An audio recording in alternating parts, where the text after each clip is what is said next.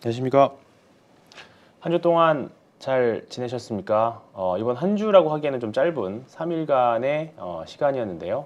이번 한 주는 그래도 이번 3일 동안은 좀 그래도 계좌가 조금은 붉게 물들으셨으리라 좀 생각을 해봅니다. 오늘도 저와 함께할 파트너는 김대준 대표님이십니다. 안녕하십니까? 안녕하십니까. 3일 동안, 일주일 동안 잘 계셨습니까?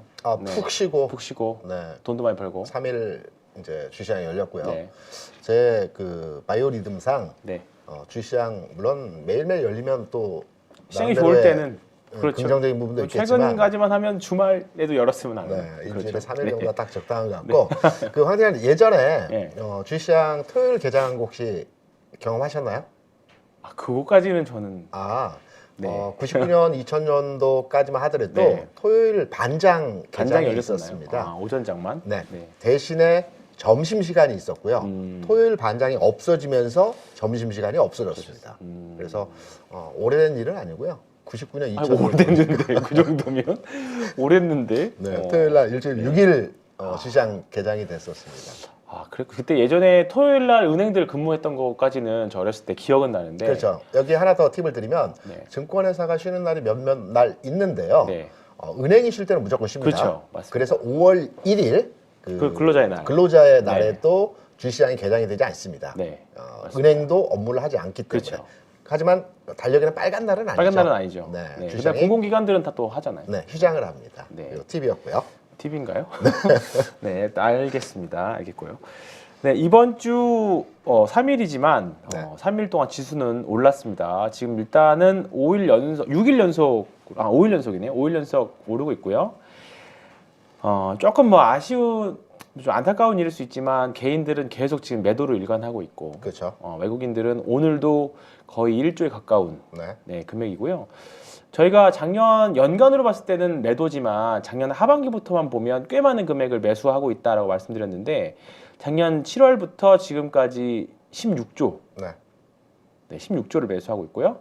그리고 똑 떼서 이번 달만 보면 7조입니다, 거의. 네.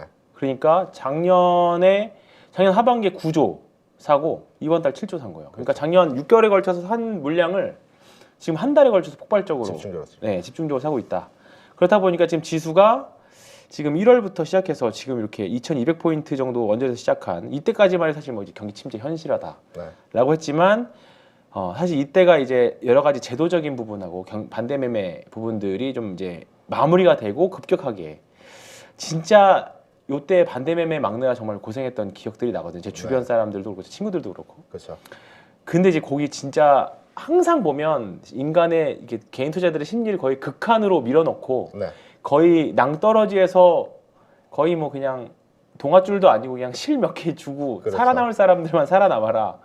거기서 살아남은 사람들만 지금 살아서 사실 버티고. 그러니까 있는 상황인 거죠. 지금 이평선을 놓고서 시장을 바라보니까 네. 차트를 보는 또 차트 플레이를 하시는 분들은 네. 굉장히 모습이 환상적인 모습인데요. 네. 지금 저 붉은색 선이 20일 이평선인가요? 맞습니다. 네. 조금 길게 보시면 20일 이평선으로 이제 기준으로 볼 때 우리가 이제 대세 바닥을 찍는 과정에서의 패턴 중에 하나가 역해된 숄더 그렇죠. 형태이거든요.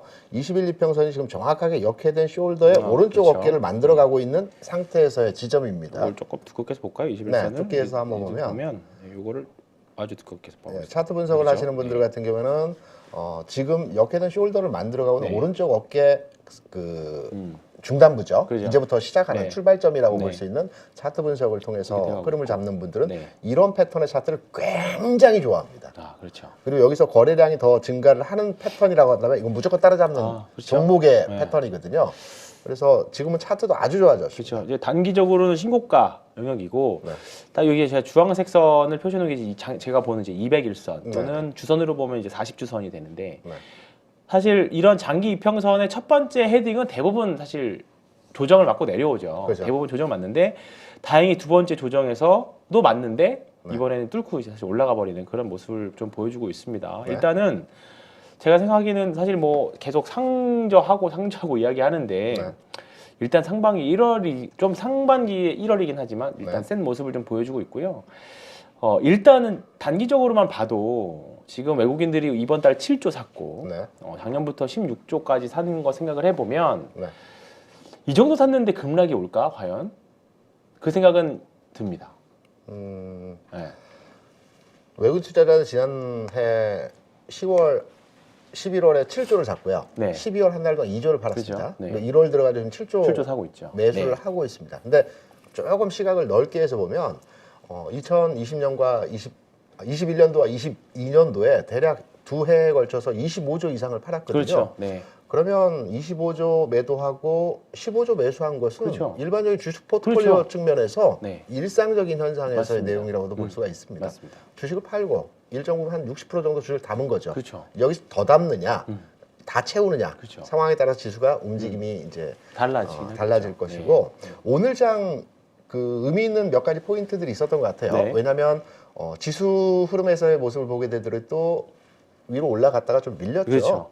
우리가 차트 분석할 때 도지 형태 맞습니다. 모습이 네. 나타났기 때문에 오늘 이후의 장세에 대해서 좀 판단을 해봐야 되는 네. 부분이 중요하고 오늘 장 그러면 어떻게 네. 해석을 해야 될까요? 전고점 부분에 와 있고요. 네, 그렇죠. 심리적으로 저항 2,500포인트 정도. 네, 와 있고 오늘 장 고점 대비해서 조금 밀리는 추세로 맞습니다. 진행이 됐기 때문에 오늘 이후에 그러니까 다음 주 시장을 판단해 볼 때 이제 단기 조정권에 들어갈 수 있는 자리가 아닌가라는 판단에서 많이들 해석을 하고 계십니다. 네. 저는 좀 각도를 달리해서 네. 오늘 의미 있는 지점에서의 그 데이터가 몇 개 네. 있었습니다. 네. 제가 보는 관점에서 시장을 바라볼 때 이제 원달러 환율 환율. 상황 하에서의 모습인데요. 최근에 기관 투자자들이 시장에 적극적으로 개입하지 않습니다. 맞습니다. 오늘 근데 같- 네. 적극적으로 개입하지 않는 건 좀 오래되지 않았나요? 오래됐죠. 네. 오늘 같은 경우에도 장 초반까지만 하더라도 매도했습니다. 네. 한 300억 정도 매도를 네. 하다가 시장이 지수가 돌파 구간을 지나치면서 매수로 전환했거든요. 그리고 10시 전후로 해서 2천억 정도 매수를 하고 이후에 손은 안 댔습니다. 네. 시장에서. 네. 외국인만 매수가 점증되는 가운데에서 그렇죠. 지수를 좀 더 끌어올렸다가 네. 상승폭이 좀 조금 축소되는 네. 형태로 진행이 됐는데요.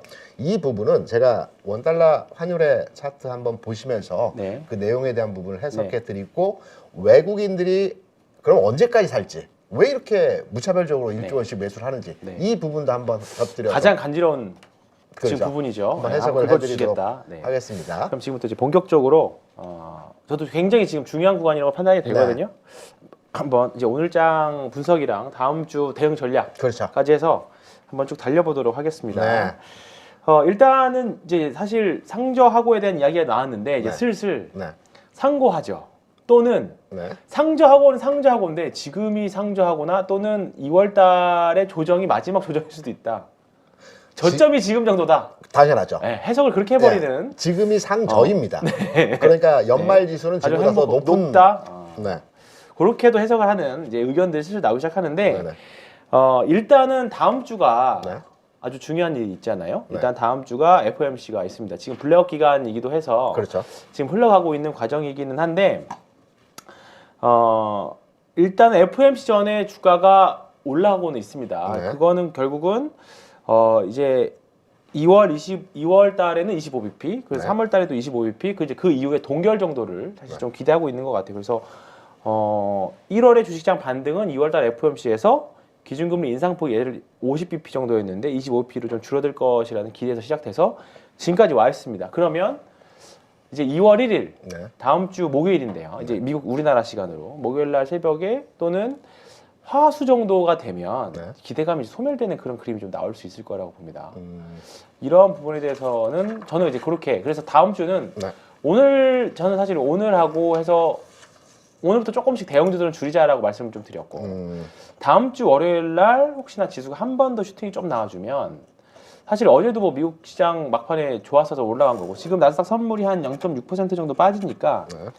다음 주도 우리나라도 이제 종목별로 좀 움직이긴 하겠습니다만 대형주가 좀 과하게 움직였었잖아요. 네네. 그러면 다음 주에는 오늘 뭐 고점에서 못 판 건 아쉽더라도 다음 주에 좀 줄여야 되지 않겠느냐. 저는 일단은 그렇게 대응을 보고 좀 생각을 하고 있거든요. 그리고 지금 주가 지수 포인트로도 사실 2,500포인트 마디 지수 정도 왔고 네. 혹시나 다음 주에 주중에 2,550포인트 정도까지 슈팅이 좀 나와주면 무조건 줄여야 된다. 그런 생각을 좀 갖고 있거든요. 저희가 사실 지난주 했을 때 타겟이 한 2,500, 요 갭상 요 갭 메꾸는 정도. 그러니까 여기가 2,500 한 90 정도 되고 2,550포인트부터 2,590이거든요. 네. 요 언저리가 1차 타겟이었는데 사실 맘만 먹으면 다음 주에 사실 터치를 할 수 있거든요. 네. 어떻게 될까요? 네. 일단 오늘장 시장에서 주요한 의미 있는 지점부터 설명을 의미 있는 지점부터 드리면서 네. 전체 시장의 얼개 짜드리고요.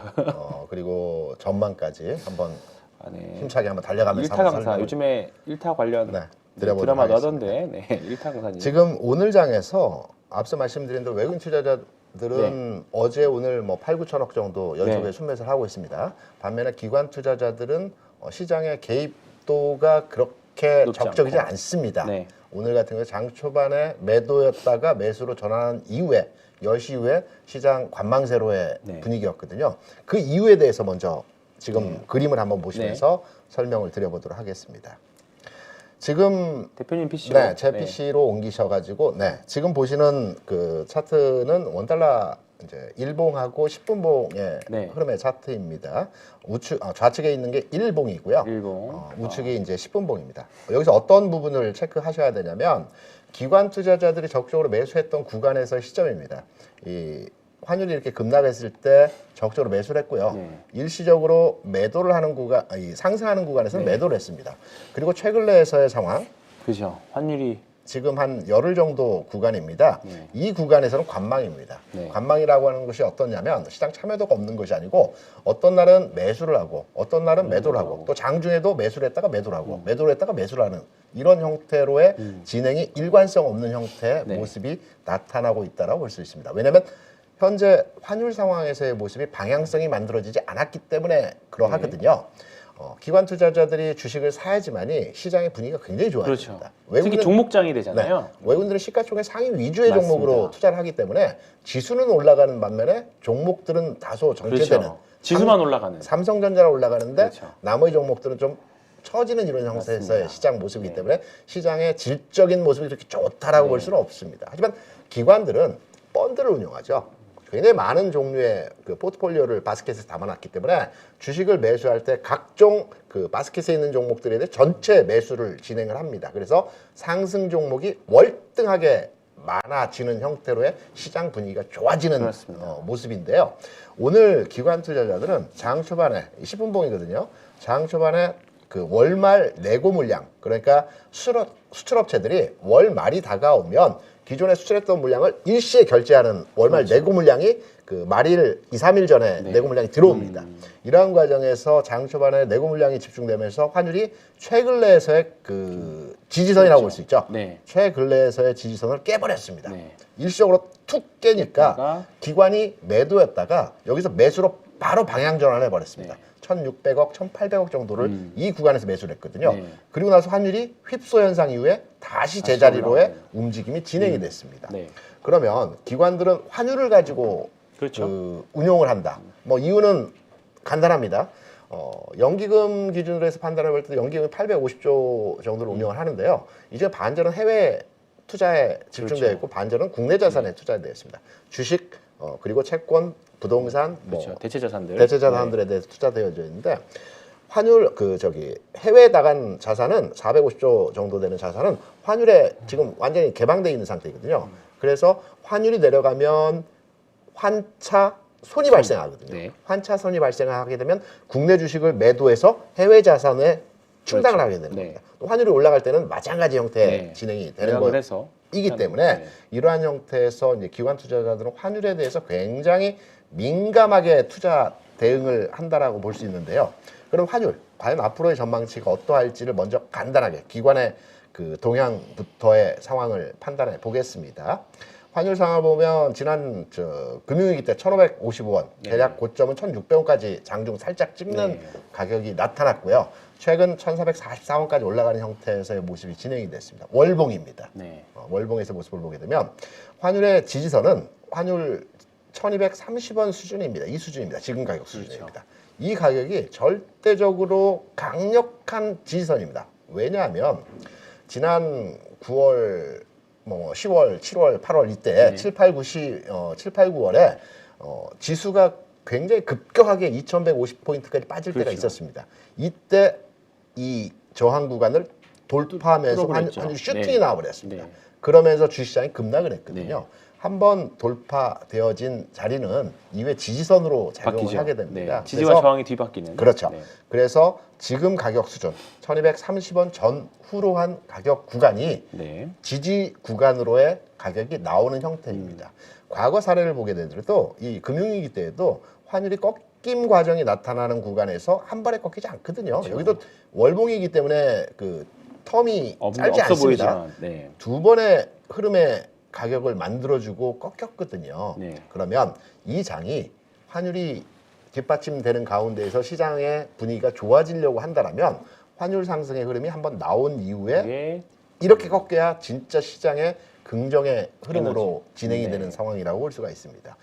여기까지가 기관이 시장에 참여하지 않고 있는 이유에 대한 부분이고요. 네. 기관이 적극적으로 시장에 참여하는 부분은 지금 수준에서의 환율 상황에서 대략 한 1,300원까지는 리바운딩이 나온 그렇죠. 이후에 꺾일 때 이때 기관들이 공격적인 기관의 매수가 들어올 겁니다. 이런 가격이죠. 이런 그렇죠. 상황에서의 흐름들에서 기관이 적극적으로 시장에 개입하는 형태로의 진행이 나타날 네. 것이기 때문에 기관 투자자들은 조금 더 시간차를 두고 시장 개입에 대응할 것이다라는 측면으로의 해석이 가능하고요. 그럼 중요한 외국인 투자자들은 왜 살까? 외국인 투자자 국내 경기 전망과 국내 상황에 대해서 그렇게 시각의 전환이 되었다라고 볼 수도 없는데 그렇죠, 사실. 하루에 1조 원 금액 엄청난 규모이거든요. 네. 그것도 연일해서 외국인 투자자들이 주식을 매수하는 이유에 대해서 설명을 드리면 이 부분을 한번 체크해 보시기 바랍니다. 지금 여러분께서 보시는 그림은 그 우리나라 3년물 국고채 수익률입니다. 금리죠. 그러니까 기준금리가 아니고 시장에서 실제 통용되는 금리입니다. 네. 통상 3년물 국고채 수익률 플러스 알파에서 예대 금리를 정합니다. 이게 실제 시장에서 사용하는 금리거든요. 그렇죠. 제가 롱텀하게 길게 금리 상황에서 상황을 지난 2000년부터 현 시점까지의 금리 상황에서의 흐름을 이제 보여드린 겁니다. 이 부분에서 체크하실 게 뭐냐면 시장은 항상 변화합니다. 변화하는 가운데서 일정 패턴을 가지고 동일한 흐름들이 반복되는 과정을 거치게 되거든요. 과거와 지금의 사례를 분석해서 앞으로의 시장 상황을 우리가 예측하는 것이 이게 이제 기술적 분석에서의 접근 방법이거든요. 그래서 과거에 국내 그 금리 상황에서의 흐름들을 한번 면밀하게 지켜보면 이 부분을 한번 알고 주식 투자하시면 앞으로의 투자에 굉장히 유용하게 대처하실 수 있을 겁니다. 금리 상황을 먼저 체크해드리고 지금의 장의 방향성에 대해서 한번 설명을 드릴 건데요. 금리를 보고 계시다면 2000년도에 우리나라 금리는 9%였습니다. 기준금리가 아니고 실제금리였죠. 그리고 9%였던 금리가 계속해서 내려가는 과정에서 대세 상승장이라고 할 수 있는 지난 2003년, 4년, 5년, 6년, 7년, 8년 이 과정에서 금리가 저점을 찍고요. 3.3% 저점을 찍고 상승 과정에서 주가의 상승이 나타났습니다. 그렇죠. 쉽게 말씀드리면 지점을 말씀드리면 주가의 완전한 바닥은 금리가 내려가고 있는 과정에서 주가의 바닥을 찍고 올라가면서 그렇죠. 강한 상승이 촉발되는 가운데에서의 흐름이 진행이 되는 겁니다. 사실 그래서 금리 상승하면 네. 주가도 올라간다. 그렇습니다. 그러니까 작년이 사실 이런 네. 논리들을 가지고 사실 저도 시장을 봤었는데 네. 정말 어렸던 장이었던 거예요. 네. 완전 역으로 나타나가지고. 이 패턴으로 과거에도 우리나라뿐만이 아닙니다. 미국도 그렇고요. 전 세계 금융시장 자체가 이 패턴으로 그렇죠. 시점을 보면 정확하게 오늘이다라고 판단할 수 없지만 앞뒤 그렇죠. 한 달 전으로 해서 이 맞습니다. 흐름의 패턴이 정확하게 만들어가는 겁니다. 왜? 주식시장은 금리에 의해서 운용되는 시장입니다. 우리가 실제 기업 가치를 보고 주식 투자를 많이 하게 되지만 실제적으로 돈의 흐름은 기업 가치에 대한 그 성과에 대해서 주가의 상승을 보고 주식 돈이 들어오는 것이 아니고요. 금리차. 금리죠. 그렇죠. 금리차에서 큰 돈들이 들어오고 큰 돈이 들어온 자산들이 주식을 투자하게 되는 것입니다. 그래서 금리의 방향성과 흐름을 알게 되면 아 시장이 앞으로 어떻게 될 것이다. 조정받을 것이다. 상승할 것이다. 당장 오늘은 아니겠지만 다음 달, 최근래 이 즈음에서는 바닥을 찍을 것이다. 이 부분이 파악되는 것이죠. 그러면 좀 더 한번 깊이 있게 한번 살펴보도록 하겠습니다. 2004년도에 대세 상승장이었습니다. 이 대세 상승장에서의 금리 포지션에서의 흐름은 금리가 바닥을 찍고 올라가는 과정에서 주가 상승이 나타났습니다. 그리고 고점을 찍는 구간에서 또 마찬가지로 금리가 1차적으로 고점을 찍고 주가가 빠집니다. 그렇죠. 네. 네, 빠지는 과정에서 금리는 이후에 일시적인 흐름에서의 리바운딩이 나오거든요. 네. 그리고 나서 주가는 다시 재상승의 과정이 나타나는데 이 재상승의 과정이 나타나는 구간에서 금리는 계속 하락을 합니다. 하락했죠. 이때 우리가 체크할 포인트는 뭐냐면 종목 간의 흐름입니다. 항상 삼성전자가 움직이는 장만이 있는 것은 아닙니다. 그렇죠. 시장의 흐름과 패턴에 따라서 어떨 때는 2차전지가 시장을 주도하면서 세게 올라가는 장이고요. 그렇죠. 또 어떤 장에서는 바이오가 세게 올라가고 어떤 장에서는 또 자동차가 세게 시장을 끌고 가는 장들이 있습니다. 그 장의 성격마다 업종 시장을 주도하는 업종 그렇죠. 자체가 달라지는 겁니다. 그거를 잘 이게 패션이거든요. 그렇죠. 패션이 바뀐다라고 얘기를 하는데 시장의 패션은 정해져 있습니다. 우리가 그거를 쫓아다니다 보니까 그걸 정확하게 그 패션에 따라가지 못하지만 이 흐름을 알게 되시면 경향을 우리가 판단하게 되고 이 경향에 대해서 선제적인 투자가 가능한 거거든요. 그렇죠. 그럼 지금 장을 놓고 보게 된다면 과거의 흐름의 상황과 비교 분석해 볼 때 금리 최근까지의 지난 2020년 전까지의 금리는 내려가고 있는 상태였습니다. 그렇죠. 2020년 7월에 정확하게 금리 저점을 찍었거든요. 네. 주가 바닥은 2020년 3월이었죠. 네. 3월 저점 찍고 4, 5, 6, 7, 올라가기 시작했죠. 9, 10, 11월에 횡보였고요. 네. 11월부터 주가가 다시 상승 턴하는 맞습니다. 모습에서의 진행이 됐습니다. 그러니까 금리가 먼저 바닥 찍고 내려가고 있는 과정에서 주가의 바닥이 나왔다라는 그렇죠. 결론으로 진행이 네. 해석이 가능하겠죠. 마찬가지로 지난 2020년 7월에 바닥을 찍는 과정에서 주가도 이때 바닥을 정확하게 그렇죠. 상황에서 3월에 찍고 먼저 찍고 주가가 그렇죠. 올라갔고요. 네. 금리가 여기서 쭉 올라갑니다. 우리가 금리가 최근에 미국이 올리면서 지난해부터 금리가 올라갔다라고 생각을 하시는데요. 물론 기준금리는 지난해 그렇죠. 3월부터 네, 금리 올라갔죠. 인상이 진행되었죠.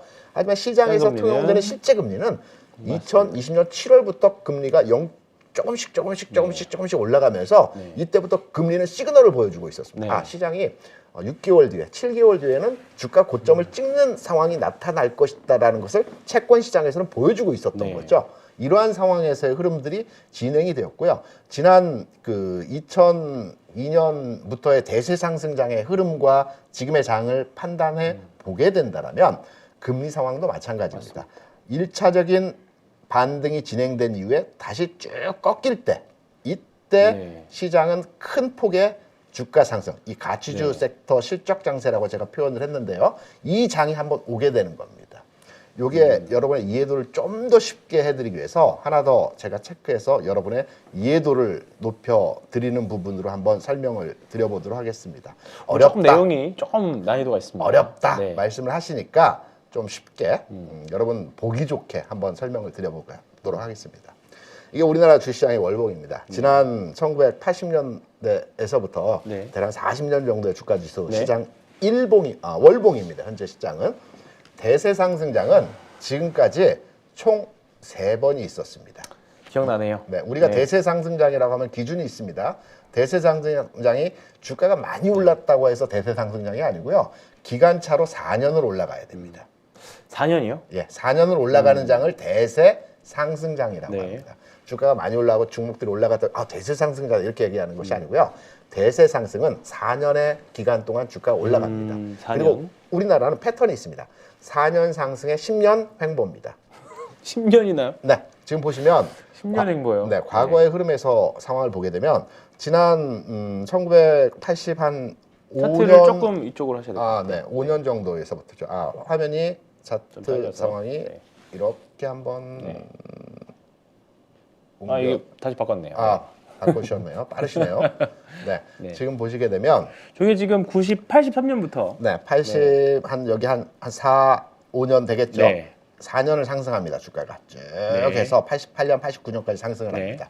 그리고 10년 동안 횡보 박스. 내지는 등락의 장입니다. 네. 그리고 나서 2003년부터 또는 2004년부터 2008년도까지 쭉 그때 해서 중국에 네, 4년 상승합니다. 그리고 2009년 서프라임. 정도 되겠죠. 2009년부터 2019년 정도 선까지의 또 등락장입니다. 박스피. 그리고 네. 지금의 4년의 상승장인데 여기서 해석점이 조금씩 다르거든요. 네. 어떤 해석점이냐면 코로나가 중간에 있었습니다. 그렇죠. 변수가 네. 있었거든요.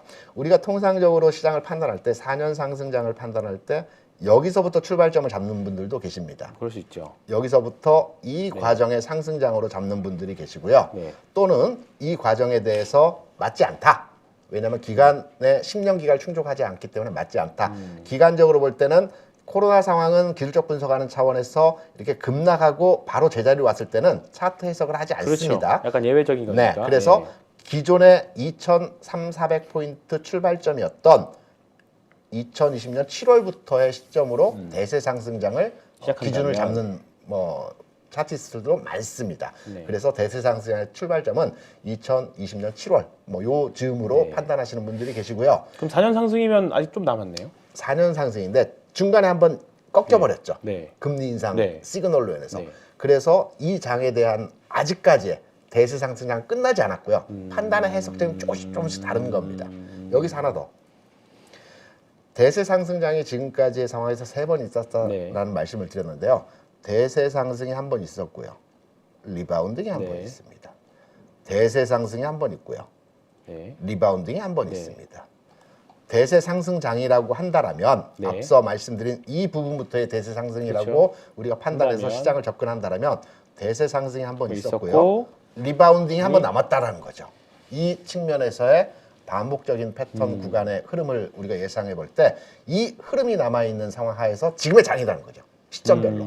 앞서 금리를 말씀드렸죠. 네. 금리 구간에서의 흐름이 지금의 장과 이전 장과의 성격적인 차이를 판단해 볼 때 앞으로의 시장에서 다시 한번 시장 상승의 그 모습이 진행될 네. 것이고, 제가 앞서 그 그림을 보여드리면서 성장주, 가치주 이렇게 표현을 해드리면서 말씀을 드렸던 부분이 있습니다. 그 부분 체크하고 외국인 투자자들 왜 사는지까지 해서 오늘 완벽하게 한 방에 다 시장 정리를 한번 저는 해드리도록 낄 하겠습니다. 틈이 없게 자꾸 그러시네. 일단 해보십시오. 네. 그러면 이제 얼개는 짜드렸고요. 네. 시장의 얼개는 큰 얼개는 짜드렸으면 대세 상승장이고 지금 중간 단계이고 리바운딩일지 아니면 기존에도 사실 우리가 상승론자들이었는데 오늘은 뭐 너무나도 이렇게 극단적으로. 큰 얼개입니다. 이건 네. 큰 얼개이기 때문에 네. 이 흐름을 이제 딱 장착을 하시고 네. 그리고 시장 대응을 하시면 좀 편안해지십니다. 사실 지금 개인 투자 저도 통화를 해보면 네. 여전히 팔고 싶어하는 분들이 많기는 해요. 여전히 불안하다고. 네, 그렇죠. 네. 그럼 근데 이제 거기에도 완전 배치되는 의견이니까 그렇죠. 또 이런 의견도 있다라는 점 네. 이해해 주시면서 한번 또 들어보도록 하겠습니다. 종목으로 이제 넘어가야 되겠죠. 네. 과연 대세 네. 상승장이라고 주도주가 하는데 뭘까? 네, 어떤 섹터가 종목들이 뭘까? 움직이는지 네, 저 이 중요하죠. 네. 종목에 대한 흐름으로 이제 한번 넘어가도록 하겠습니다. 큰 그림은 이 부분 딱 장착을 하시고요. 금리의 변화에 따라서 시장 흐름의 전환이 나타나고 시장 흐름에 있어서 업종의 주도주 성격이 바뀌는데 이 성격의 변화는 1차 상승과 2차 상승의 과정에서 변화하는 모습들이 진행이 된다. 좀 더 쉽게 말씀드리면 여기에 성장주 금융장세라고 말씀을 드린 부분이 있습니다. 네. 성장주가 움직이는 금융장세는 쉽게 말해 돈으로 움직이는 장입니다. 유동성을 기반으로 해서 움직이는 장입니다. 시장에 돈이 그렇죠. 많아서 고객 예탁금을 기반으로 해서 돈으로 막 밀어붙이는 장입니다. 그냥 뭐 기업 가치고 뭐고 그냥 네, 돈 막 있으면 사는 올라가는 거죠. 겁니다. 네. 뭐 몇 조를 샀네, 몇 조를 샀네 네. 이렇게 해서 막 올라가는 장이 네. 유동성 장세입니다. 그리고 나서 한번 다시 오는 게 가치주가 가는 실적 장세인데 네. 이때는 돈으로 움직이는 장이 아닙니다. 그렇죠. 시장에 돈이 메말랐습니다. 지금 그렇죠. 지금과 비슷합니다. 네. 한 번에 그 웨이브가 있었고요. 그렇죠. 돈이 메마른 상태에서 주가의 상승이 나타나는데 이 과정에서는 실적 장세의 가치주들 움직이는 장세입니다. 여기서 이 맥락을 장착을 하시고 한번 종목으로 넘어가셔서 보겠습니다. 이해를 가지고 네. 판단하시면 될 것 같습니다. 2004년도 금융 장세가 있었던 네. 상황에서의 그 대장주는 아니었고요. 네. 업종 간의 흐름에서 주요하게 움직였던 종목들입니다. 네. 제약주 그때 많이 움직였고요. 그렇죠. 많이 움직였죠. 그때는 바이오가 없었습니다. 네. 그래서 제약 관련 종목들이 많이 움직였습니다. 네. 제일 상승률이 높았던 종목들을 중심으로 찾아보니까 없어지는 회사들이 많더라고요. 그래서 그렇죠. 제가 큰 주식 위주로 해서 네. 흐름만 잡아드리기 위해서 그때는 금융장세는 어떤 종목들이 움직였는지를 네. 설명드리기 위함의 종목입니다. 네. 보시면 제약주들이 움직이면서 유한양행 그 당시에 4,000원에서 3만 원까지 굉장히 많이 올라간 편입니다. 네. 한 9배 정도 올라갔죠. 성장 섹터의 업종이고요. KMW 그 당시에는 지금은 2차 전지가 성장주의 대장이고 게임, 로봇, IT 많은 업종의 종목군들이 있지만 그 당시만 하더라도 2차 전지 없었고요. 게임이 있긴 했지만 게임이 시장에서 그렇게 부각을 나타내는 상황은 아니었고 로봇도 없었습니다. 그땐 통신주가 그 신성장 동력의 성장 섹터였습니다. 그래서 KMW 같은 종목이 가격적으로 보면 260원에서 13,000원이니까 뭐냐 40배 정도 올랐습니다. 굉장히 상승률이 컸던 종목이거든요. 성장 섹터가 움직이는 장에서 이러한 그 제약, 바이오, IT 지금은 그렇죠. 이차전지 같은 종목들, 이 신성장 산업들. 그러니까 지금 당장의 기업 가치 실적을 나타나지 못하지만 미래 가치를 통해서 주가가 계속 상승할 수 있는 미래 성장 가능성을 두고 투자를 해야 되지만 이 패턴의 종목들이 이 시기에 움직이는 겁니다. 저는 KMW를 사실 오타로 잘못 넣으신 줄 알았어요.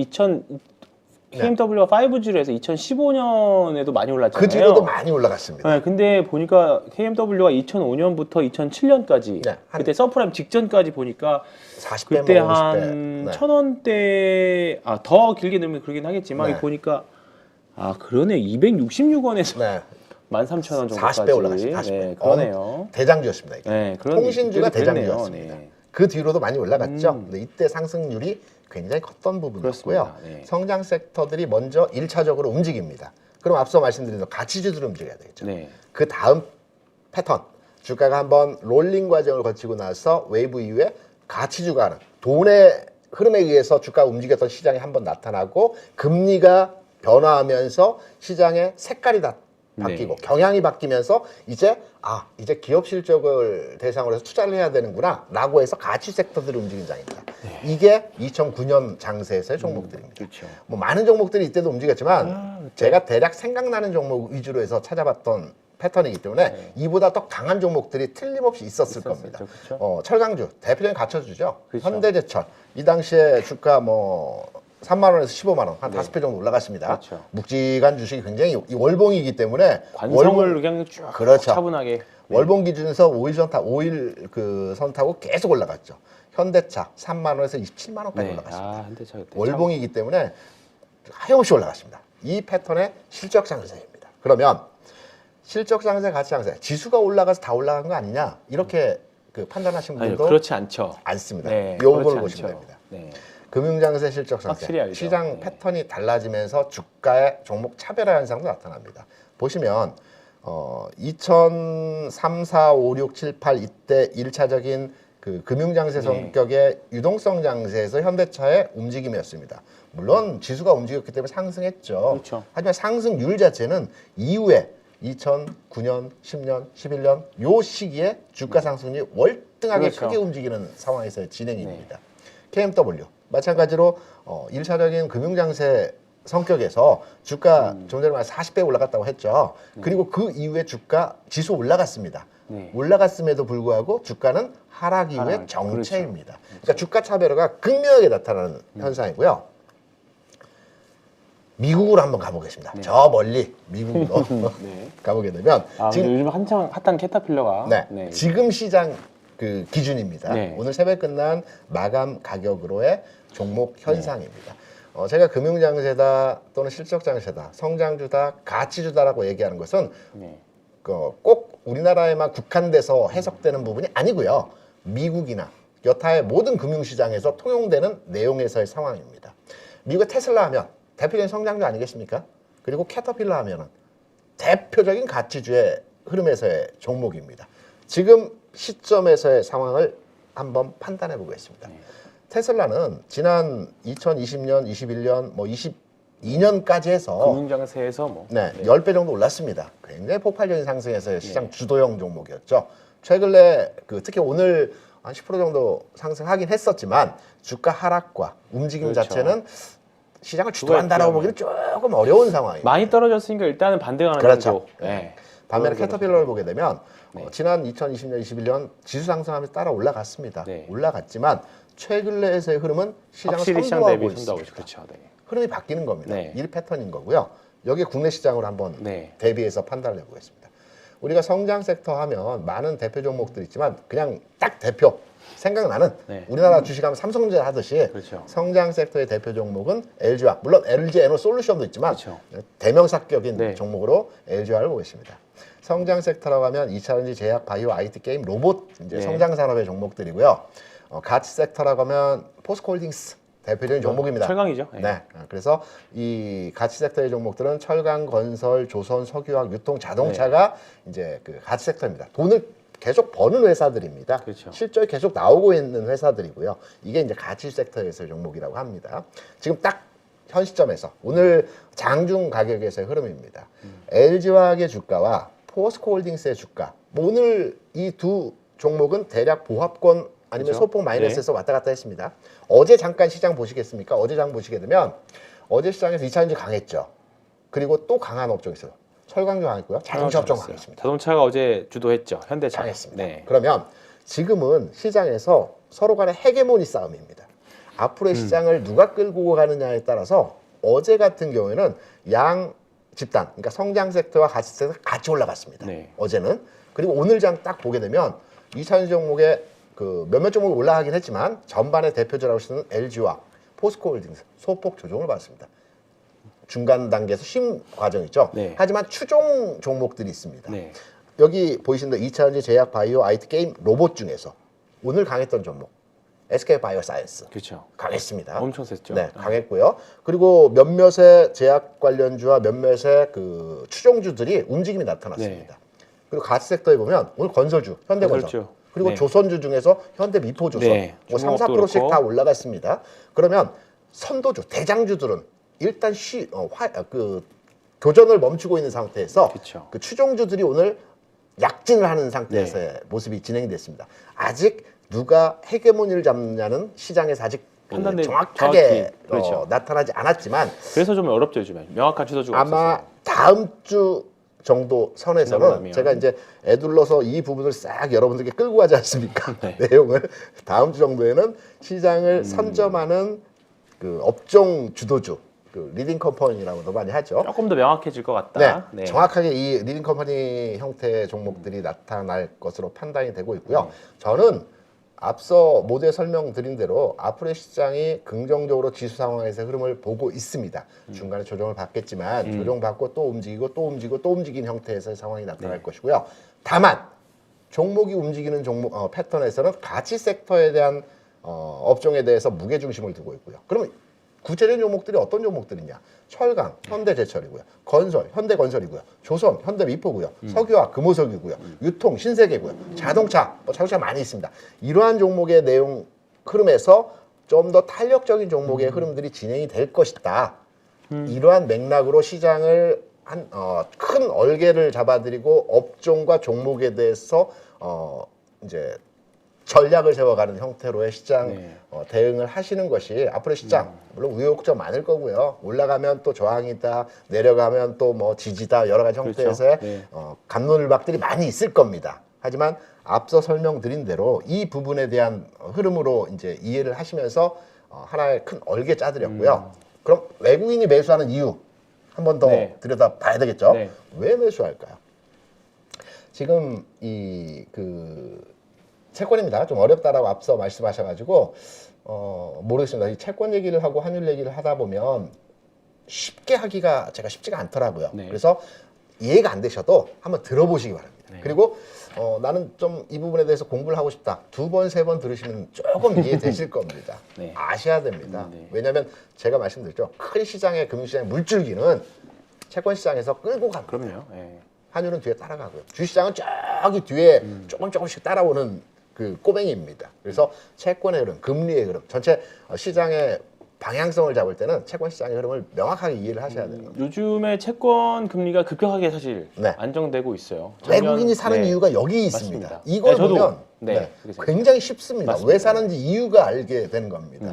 지금 보시면 좌측에 보시는 차트는 이제 미국의 10년 국채 수익률입니다. 중간에 있는 것은 우리나라 10년입니다. 제가 왜 기존에는 3년물 우리나라 기준이 3년물이다라고 해서 3년물을 말씀드리다가 10년을 이제 놓고 말씀을 드리냐면 비교 대상입니다.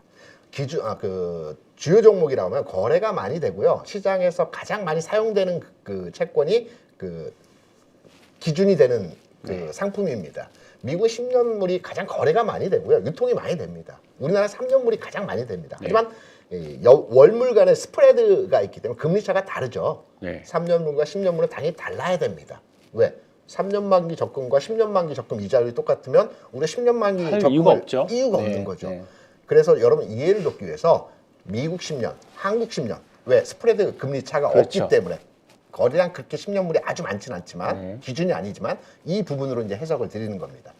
지금 보시면 외국인이 왜 사는지에 대한 부분입니다.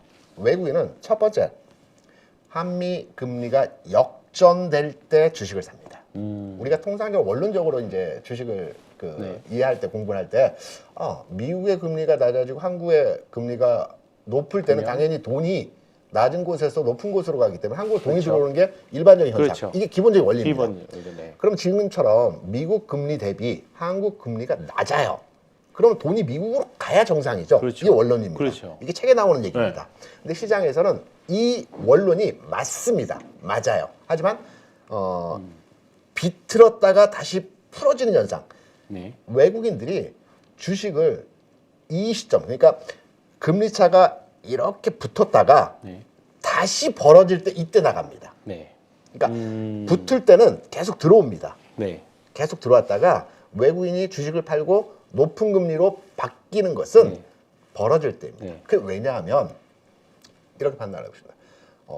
이제 시장에서 채권, 저희는 이제 주식쟁이라고 친구들이 많이 놀립니다. 근데 채권팀에 있는 애들은 채권쟁이라고 저희가 많이 얘기를 했거든요. 근데 채권 딜러들, 채권 브로커들이 가장 좋아하는 장은 금리가 내려가는 장에서의 거래가 활발해지기 때문에 금리 하락할 때 굉장히 좋아합니다. 매매 차익들이 많이 발생하니까. 금리가 올라갈 때 내가 채권을 들고 있으면 어떨까요?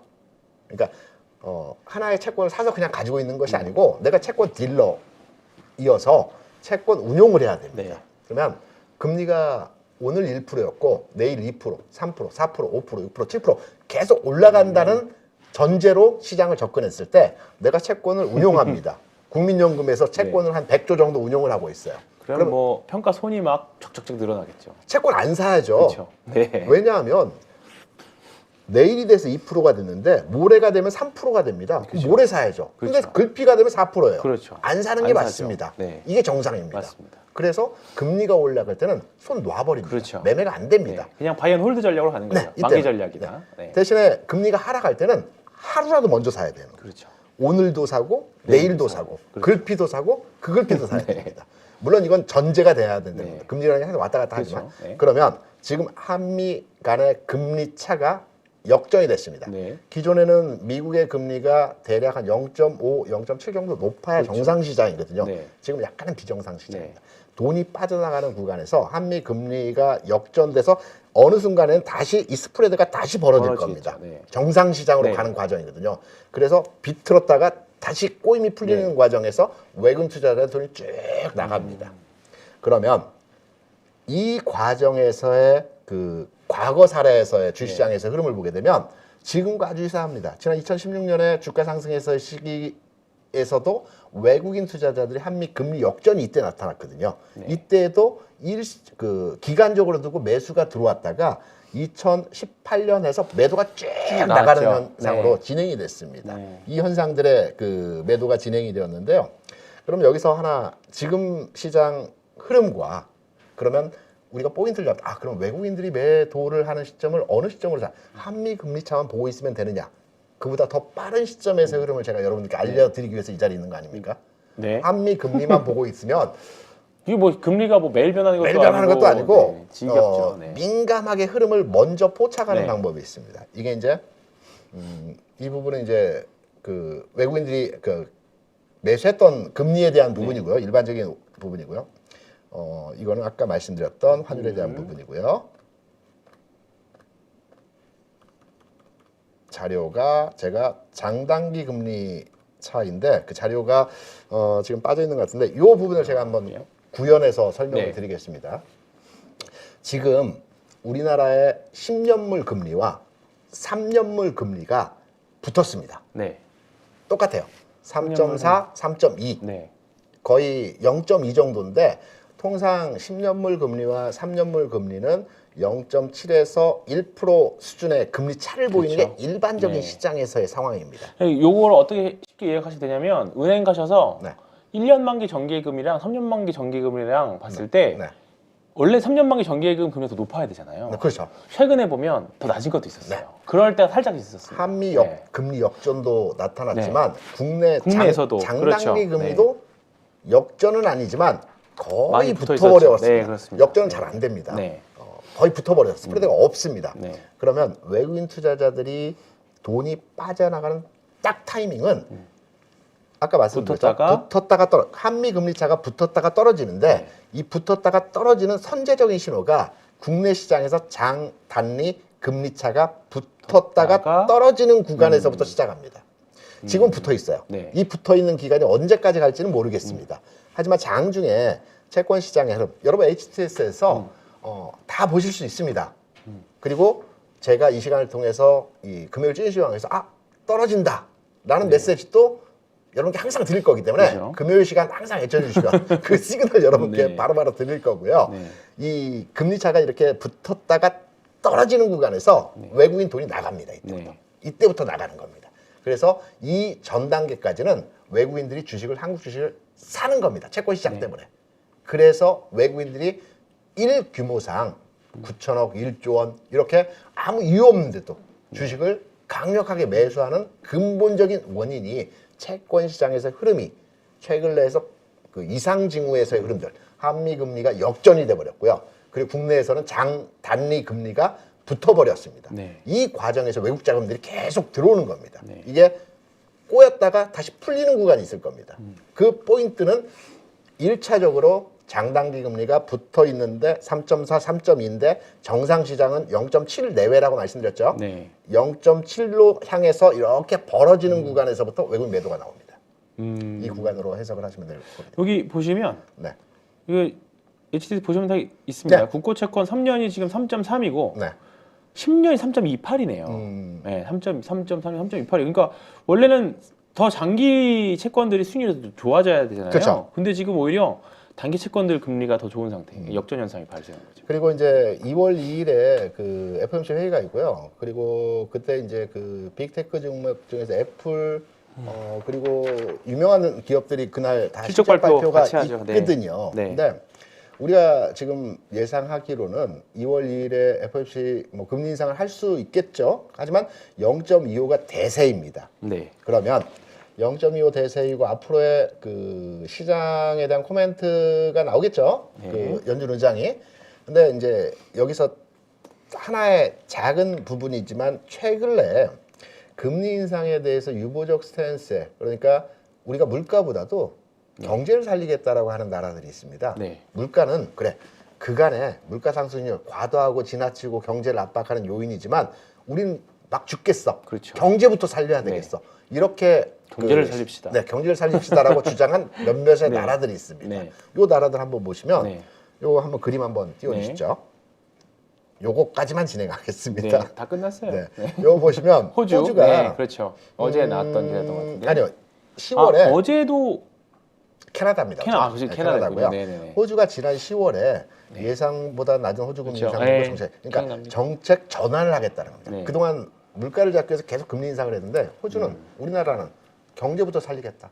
금리 인상에 대해 속도 조절을 하겠다. 이 10월에서부터 호주는 발언을 네. 했고요. 시장에서 진짜로 진행을 했습니다. 이때 10월 상황에서의 흐름이고요. 지금은 최근에 2021년 고점, 전 세계가 고점을 다 찍는 상황에서 고점 분가에 다 왔습니다. 네. 경제 살리겠다는 게 먼저 통용되는 거죠. 그렇죠. 유럽입니다. 유럽이 지난 12월에 속도 조절하겠다. 영국도 네. 속도 하겠다. 유럽 시장 어떻습니까? 강합니다. 글로벌 그렇죠. 시장에서 되게 OECD 강하죠. 국가 중에서 굉장히 강한 패턴입니다. 그렇죠. 미국, 한국보다도 훨씬 강합니다. 그리고 어제 나왔던 캐나다. 네. 그 선진국 금리 인상 중단 실었다. 캐나다도 모습 좋습니다. 네. 지금 전세 각국들이 이제 경제를 살리겠다라는 그렇죠. 측면으로 그 기존 경제 전략들이 바뀝니다. 네. 이번 연준에서도 아마 거의 이와 동조하는 형태로 이제 방향성 제시를 할 것 같고요.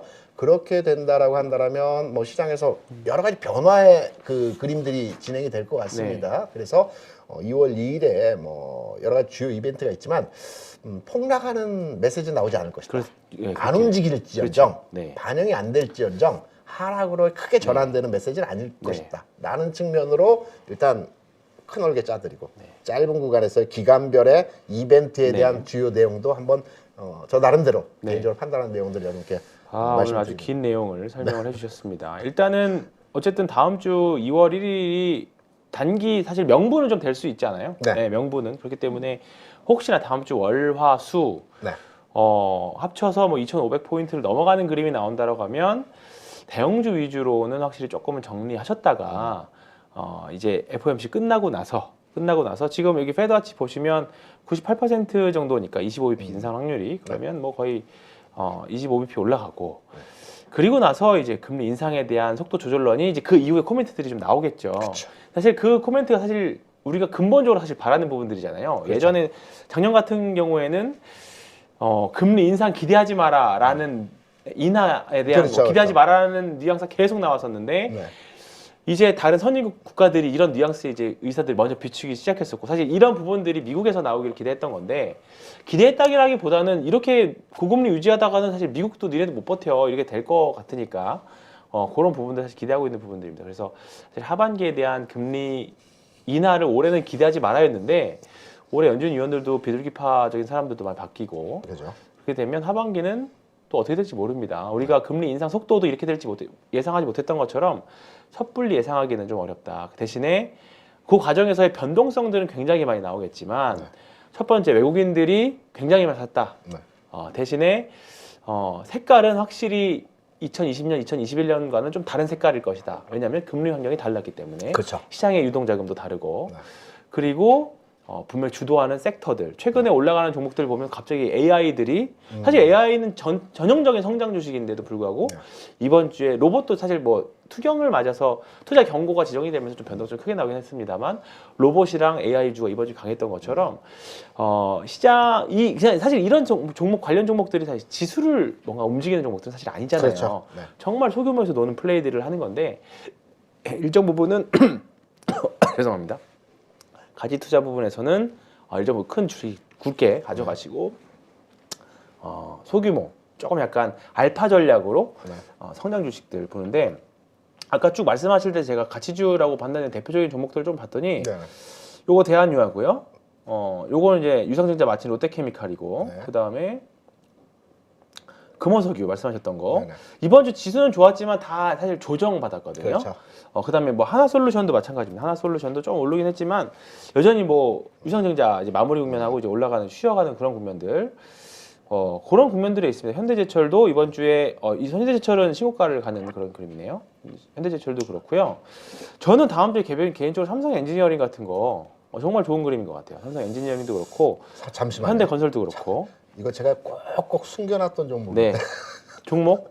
네. 숨겨놨던 까보세요. 종목. 네. 아니 이 종목입니다. 삼성엔지. 삼성 엔지니어링? 삼성 엔지니어링 과거에도 좋아했고 지금도 그렇죠. 좋아합니다. 네. 역시 저랑 짝꿍은 그림이 잘 맞습니다. 제가 여기서 언급을 거의 하지 않았는데 네. 숨겨놨던 종목이기 때문에 네. 가능성을 두고 있습니다. 최근에 계속 올라가면서 밀립니다. 주가가 올라가다 밀리고 올라가다 이번 주 좀 재미없다고 오늘 조금 올랐어요? 오늘도 올라가다 밀렸습니다. 네. 근데 중요한 포인트는 저는 이렇게 보고 있습니다. 삼성엔지는 지금 현 시점에서 중요한 몇 개의 체크 포인트가 있거든요. 네. 다음 주 주초 월, 화, 수, 네. 요일 구간에서 26,000원을 돌파해주면 바로 26,000원? 네. 1,500원 올라야 되는데요? 예. 장대양봉. 예, 장대 항봉이 나오면서 26,000원 돌파해줘야 됩니다. 그러면, 그러면 시세 흐름이 즉각적으로 흐름이 진행될 수 네. 있다라고 판단이 되고 있고요. 네. 26,000원 돌파를 못하게 된다면 조금 더의 기간차를 두고 조정은 흐름이 있을 수 나타나야 있다. 된다는 네. 측면으로 대응을 하시면 되고요. 궁극으로 움직일 거라고 판단을 하고 있습니다. 네. 시기의 문제입니다. 시기 문제. 다음 주에 가느냐, 버티면 된다. 시간차를 네. 두고 가느냐, 이 부분으로 판단을 하고 있는 경우입니다. 그리고 우리가 사실 지난주에 추세 추종 4인방 네. 너무 많이 올라서 위험해 보인다라고 생각할 수 있지만 네. 그런 종목들을 보면 네. 다우 데이터 보면 오늘도 결국 또 신경을 또 썼어요. 그리고 보면 사실 지난주 방송할 때가 이때였어서 이거 무서워서 어떻게 사냐라고 생각하실 수 있었지만 네. 겨우 또 신고가로 갔잖아요. 그리고 선광 성광 얘도 그렇고 안 빠졌고요. 다우데이터도 뭐 시장이 좋아서 뭐 그렇다고 하면 드릴 말씀은 없지만 다우데이터도 오늘 신고가. 예. 그다음에 다음 삼천리 참, 예, 삼천리도 계속 그 신고가. 이렇게 하실 게 뭐냐면 이런 종목들은 꺾일 때 패턴이 똑같거든요. 네. 그러니까 팔기를 얼마든지 준다는 줍니다. 거죠. 네. 그러니까 담궜다가 길게 볼 거는 아니지만 한 번에 툭툭툭 건드리면서 네. 주가 움직일 때 치고받는 식으로 매매가 가능하거든요. 네. 한 번에 안 꺾입니다. 네, 그럼요. 다시 리바운딩 나오고 다시 꺾인 네. 자리. 내가 지금 가격에 샀다 하더라도 밀렸다가 다시 이 가격 줍니다. 그렇죠. 그럼 그때 파는 단봉으로 죽진 않는다. 그 절대로 그런 게 단봉을 있죠. 안 죽습니다. 네. 가격차를 줍니다. 완벽한 쌍고점을 주진 않더라도 네. 조금 뭐 매매의 묘를 살려서 리바운드 탈출할 수 있는 기회는 분명히 주기 때문에 왜냐하면 그런 것들을 소형주 같은 경우는 주가를 만들어 가면서 쭉 올렸다가 외봉으로 그냥 꺾여버리는 네. 경우도 있습니다. 네. 올라가면서. 네. 근데 이런 거래가 많지 않은 가운데에서 주가가 계속해서 꾸준하게 안정적으로 움직였던 종목들은 팔 기회를 줘야 되거든요. 그렇죠. 그러니까 네. 어떤 세력이 있다, 매집 세력이 그렇죠. 있다라고 기존에 하면 갖고 있었던 사람들도 매집 세력이 네. 주식을 매집만 하는 게 아니라 고점에서 매도를 해야 되거든요. 그럼요. 그 많은 물량 어떻게 한 번 다 그렇죠. 팔겠어요. 매도를 할 때 외봉에서 못 팝니다. 네. 두 번째 봉에서 주식을 팔기 시작하는 거거든요. 내려가면서. 왜냐하면 그 자리에서 네. 많이들 따라 붙거든. 그렇죠. 네. 그래서 이렇게 올라가는 종목은 뭐 전략 종목으로 이 종목을 가져가면서 네. 기간차를 두고 투자하기보다는 어느 네. 지점에 사도 네. 최소한 수익은 모르겠지만 손실은 최소화로 방어하면서 팔기에는 그렇죠. 만들 수 있다라는 거죠. 대신에 추세를 계속 이어져서 나가면 수익은 쌓이는 거고 그렇죠. 그렇게 되는 거죠. 네. 그래서 사실 신고가 매매가 좀 어렵다라고 하시긴 하지만 사실 리스크 관리, 계좌 관리가 사실 핵심이긴 하거든요. 네. 그러니까 그런 부분들 공부해 보시면 좋을 것 같고 그렇게 양상을 만들어내는 게 제가 이번 주에 봤던 게 JYP. JYP 엔터. 이게 딱 신고가 모양을 살살 바닥에 아유 이건 아닙니다. JYP 어디냐? 네, 이거. SM도 좋습니다. 네, JYP가 딱 전형적인 신고가 모양을 만들어내고 있었어요. 사실 저는 어제 요런 캔들을 굉장히 좋아하거든요. 네. 요런 캔들, 도지 캔들인데 도지의 변동성을 확실하게 뚫어내버리는 그런 캔들. 그래서 요거 다음 주도 한번 기대해보는. 그러니까 이거 이렇게 많이 올랐는데 무서워서 어떻게 못 사왔냐고 하면 사실 이런 종목도 이 구간에서는 분명히 이 느낌이었을 거 아니에요. 요 구간, 아이고, 네. 분명히 이런 구간에서도 다 분명히 이런 느낌이었을 겁니다. 이런 구간에서. 그렇죠. 다. 네. 그러니까 뭐 이제 조금 더 딥하게 이제 종목에 대한 공부를 좀 해보긴 해야겠지만 지금 뭐 엔터 주식들 굉장히 좋고요. 하니까 한번 신고가의 패턴들, 자신한테 맞는 전략들을 한번 공부해서 하나의 매매 전략을 한번 무기화해 보시는 것도 저는 좋은 방법이다. 더군다나 잘 생각해 보시면 시장에 있을 때 신고가는 사실 계속 세요. 그렇죠. 그리고 시장이 약할 때도 시장은 강한 놈으로 돈이 몰리기 때문에 또 센 경향도 좀 있습니다. 맞습니다. 네, 그렇기 때문에 신고가 매매는 신저가에다 물타기 하지 마시고 오히려 신고가에 불타기 하는 습관을 제가 여러 가지 책들 외국의 여러 추세 추종자 성공한 분들의 트레이더들의 이야기를 다 들어보면 항상 공통적으로 하는 말씀들이 손실은 짧고 수익은 길게 물타기 아니고 불타기 요게 항상 공통점입니다. 그러니까 최근에 이제 추세 추종과 관련된 책들이 굉장히 또 많이 나오고 있고 자료들도 많이 있는데 그 관련해서는 한번 저는 올해 추세 추종과 관련된 컨텐츠들을 계속 한번 나올 때마다 한번 말씀드려 보려고 합니다. 그래서 앞으로 또 저희 둘의 브로맨스를 기대해 주시면 감사하겠습니다. 이번 한 주도 고생하셨고요. 네. 다음 주는 조금 이제 긴장하면서 한 주를 좀 보내야 될 것 같습니다. 네, 그래서 여전히 뭐 주식시장은 쉽지 않잖아요. 그렇죠. 네, 최근에 보니까 찰리번거 옹도 이제 포스코 손절하고 나갔다. 한국 주식, K 주식 이렇게 어렵다. 다시 한번 또 느끼는 기사였습니다. 한 주간 이번 또 내일도 춥다고 하거든요. 컨디션 조절 잘 하시고 부디 건강 관리 잘 하셔가지고 또 한 주 뒤에 어떤 시장이 다음 주 기다리고 있을지 참 기대가 됩니다. 주말간 충전 잘 하셔서 다음 주 금요일 날 찐시황에서 또 뵙도록 하겠습니다. 감사합니다. 누구나 1시간 안에 200개 종목에서 좋은 종목을 고를 수 있는 그런 능력을 배양할 수 있도록 제가 도와드리려고 그렇게 하고 있습니다.